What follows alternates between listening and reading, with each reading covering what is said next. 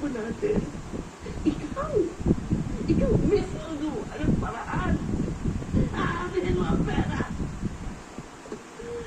Gamitin mo yan para mahanap mo kung sino ang pumatay at patayin mo rin ang pumatay sa apo ka.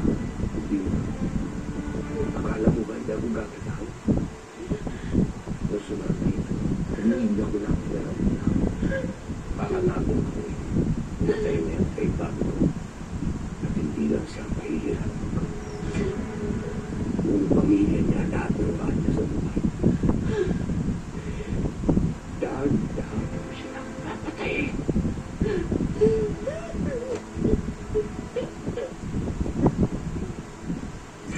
Ungol, alam mo hindi ako natutuwa sa mga taong sinasamahan mo. Sigurado ko, gulo na naman yan. Saka di ba, sabi mo magbagong buhay ka na?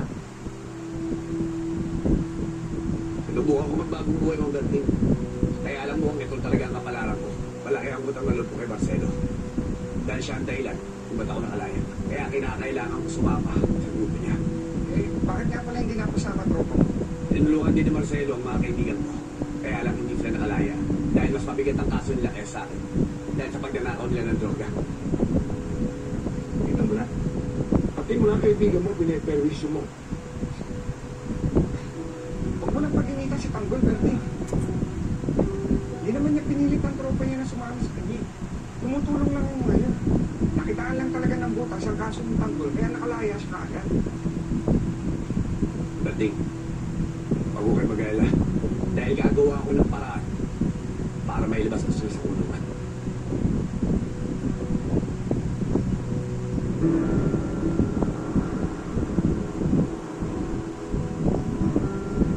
Sigurado ako, gugustuhan ni tatay ang regalo mo.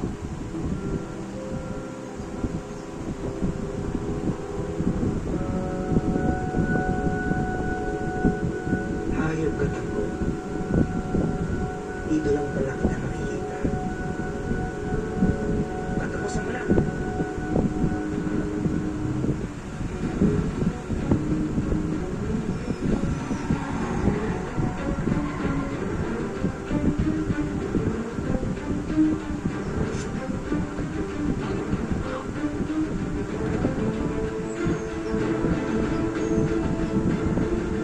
Sumabay ka! Para tumawin na kita.